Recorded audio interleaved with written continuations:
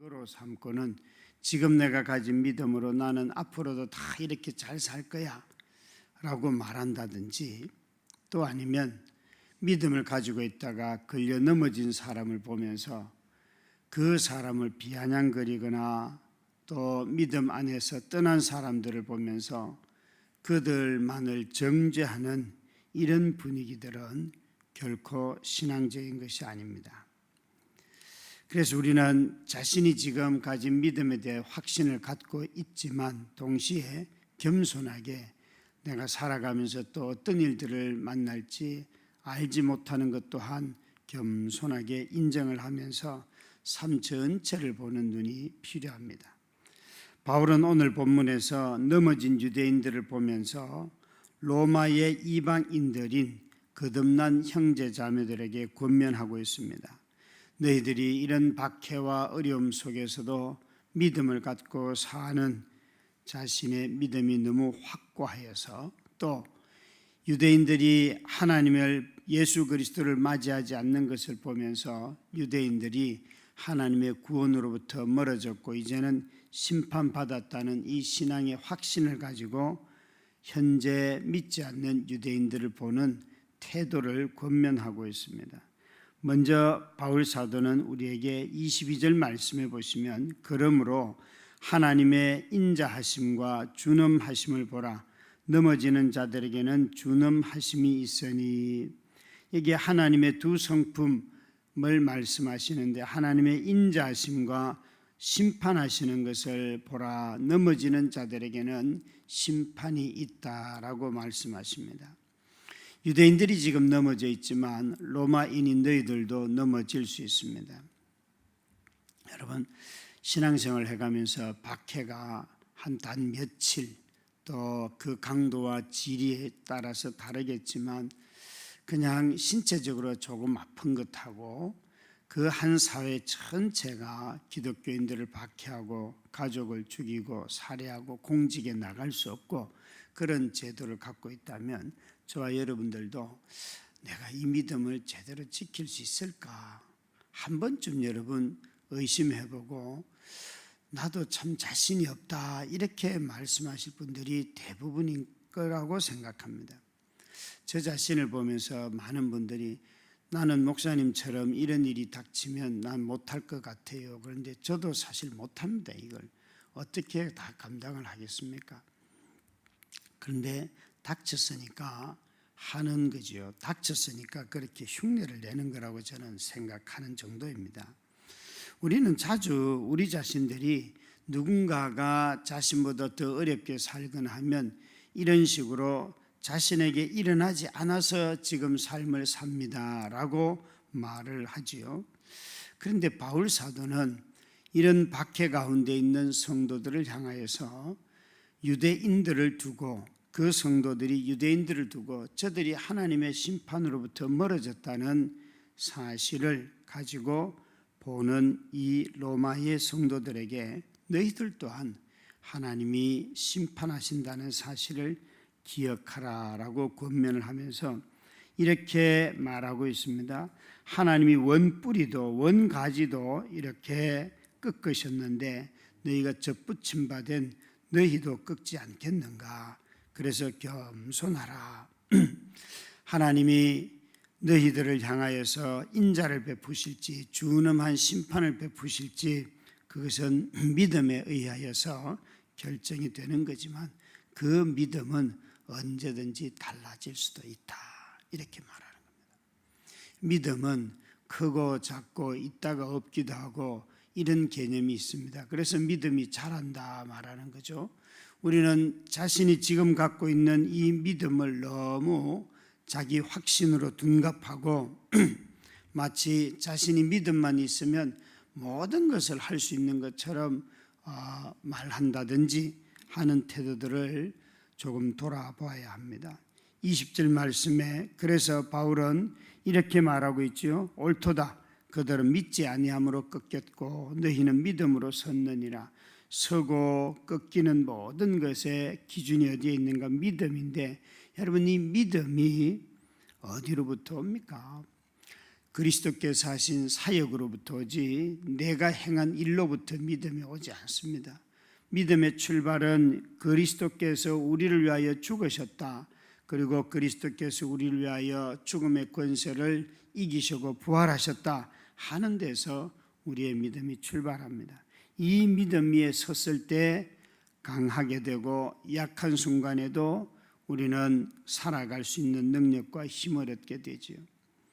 저는 제 자신이 이런 가진 믿음과 또 현재에 받아서 순종하는 이런 직분을 볼 때마다 하나님의 끊임없는 긍휼과 자비를 더 많이 생각합니다. 내 자신이 믿어서라기보다는 하나님의 긍휼과 자비로 이 자리에 있게 하고 이런 삶을 살아가게 한다는 것을 더 많이 경험합니다.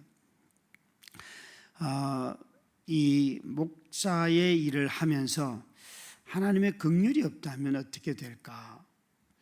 내가 정말 유능해서 그런 생각이 언뜻 들 때가 있지 않겠습니까? 그런데 그런 것은 정말 지나치게 짧은 순간이고 대부분은 보면 참 감당할 수 없는 형편인데도 불구하고 그 자리에 있게 하시고 또 성도들을 통하여 붙들어 주시고 함께하는 자들이 기다려 주셔서 그들의 기다림과 붙들어 주심을 통하여 하나님의 긍휼과 자비를 깨닫기 때문에 이 자리에 지금까지 시간으로 보면 횟수로 보면 20년을 이 자리에 있을 수 있었다 이렇게 생각을 합니다. 이것은 결코 제 자신의 믿음이 아니라 하나님의 긍휼과 자비가 제 믿음보다 앞섰기 때문에 여기에 있게 되죠. 그런 마음으로 제 자신을 보다 보면 높은 데 마음을 품지 말고 도리어 두려워하라. 나도 넘어질 수 있고 나도 교만해질 수 있고 나도 불신에 빠질 수 있다는 것을 기억하고 겸손하게 맡겨주신 일들을 감당할 뿐입니다. 우리는 바울 사도가 여기에 하나님이 원뿌리도 원가지도 꺾으시는데 너희들도 꺾일 수 있다는 것을 기억하라 하는 이 말씀을 주의해서 들어야 합니다. 너무나 이렇지 아니하면 이런 태도를 없는 사람들을 자꾸만 확신을 가지라고 하는데 확신보다 먼저 필요한 것은 믿음입니다. 그분에 대한 신뢰입니다. 내 확신은 그 뒤에 자라게 되어 있습니다.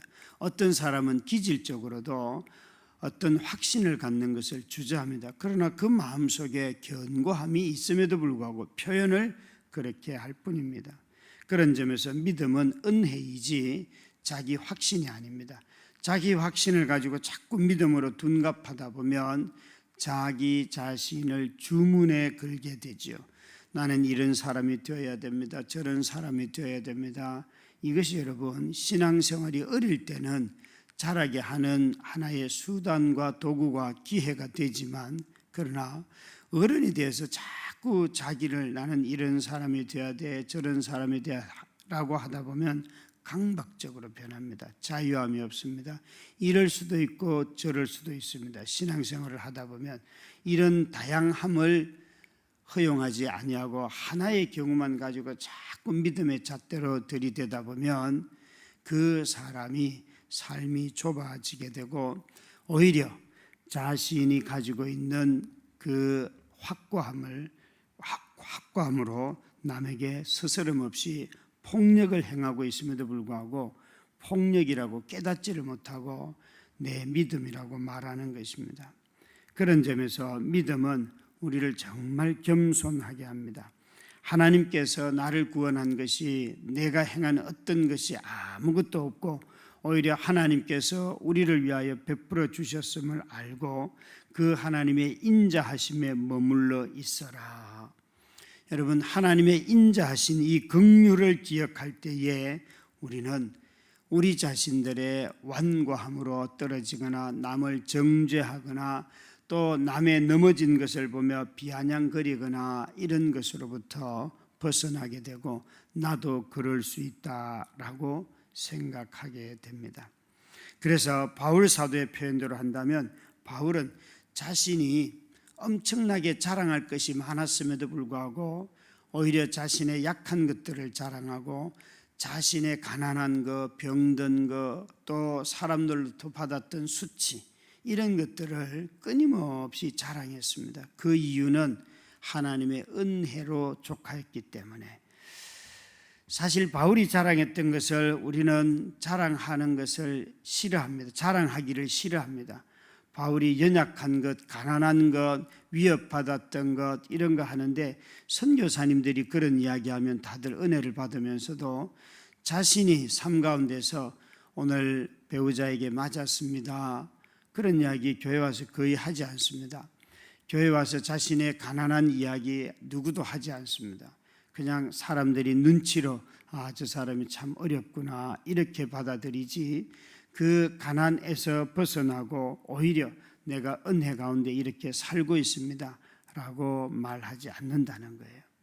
또 그 반대도 마찬가지겠죠. 그래서 믿음은 자기 확신에서 나오는 것이 아니라 하나님의 인자하심에서 나오는 선물임을 깨달을 때에 우리 모두는 다 이 믿음을 통하여 하는 자랑은 예수 그리스도요, 하나님을 자랑하게 됩니다. 여러분, 바울 사도는 이방인의 구원의 이야기를 하면서 지금은 너희가 구원받은 것이 확실하지만 저 유대인들에게 하나님이 말씀도 주시고 저들을 먼저 선택하신 그 하나님의 선하심이 여전히 선택할 때도 선하셨고, 지금 그들이 하나님을 믿지 않는 이 순간에도 그들은 비록 준엄한 심판을 받았지만, 그러나 하나님의 선택하실 때의 하나님의 마음은 인자하심을 기반으로 하였기 때문에 앞으로 그 인자하심을 통하여 어떤 일들이 일어날지 모른다. 그래서 나는 그들 중에 몇몇 사람이라도 구원받기를 바라는 마음에서 유대인들을 유대인의 방식으로 설득하고 그들을 만나고 그들에게 다가간다고 말하고 있습니다. 여러분, 우리에게도 이 태도는 마찬가지입니다. 오늘날 지나치게 자기 확신 속에 갇혀 있는 우리들이 하나님의 구원하신 은혜를 기억하면 그분의 인자하심 속에서 우리가 가진 믿음을 겸손하게 표현하고 온유하게 표현하고 다른 사람들을 세우고 자신 또한 걸려 넘어질 수 있음을 기억하면서 믿음의 삶을 살아가는 오늘이 되시기를 주의 이름으로 축원합니다. 우리 함께 합심하여 기도하도록 하겠습니다. 같이 자막을 통하여 기도합니다. 하나님 아버지, 오늘도 새날 허락하심에 감사를 드립니다. 새날 이 새벽을 감사로 시작하게 하시고 밤이 되어 하루를 돌아볼 때 하나님의 돌보심에 감사하는 오늘이 되게 하소서. 매주 모일 때에 성도 간의 교제가 일어나게 하시고 서로를 위한 중보와 서로를 위한 위로가 있게 하셔서 서로를 세워주고 이끌어주는 다드림교회가 되기를 소망합니다. 다음 세대 아이들과 여름 사역을 준비합니다. 우리 아이들이 바른 신앙으로 자라날 수 있게 하여 주시옵소서. 어릴 때부터 들은 말씀이 아이들 마음에 새겨지게 하시고 마음에 새겨진 말씀이 믿음으로 자라나서 어떤 삶의 흔들림에도 꺾이지 않는 믿음의 아이들로 자라나도록 온 교회와 가정이 힘써 복음의 진리를 가르치게 하여 주시옵소서. 오늘도 각자의 자리에서 믿음에 승리하는 삶을 살아가게 도와주시옵소서. 가정에서나 직장에서나 믿음의 열매를 맺음으로 우리를 통해 주님이 드러나기를 원합니다. 매일매일 하나님의 사람으로 자라나게 하옵소서. 예수님의 이름으로 기도드립니다. 아멘.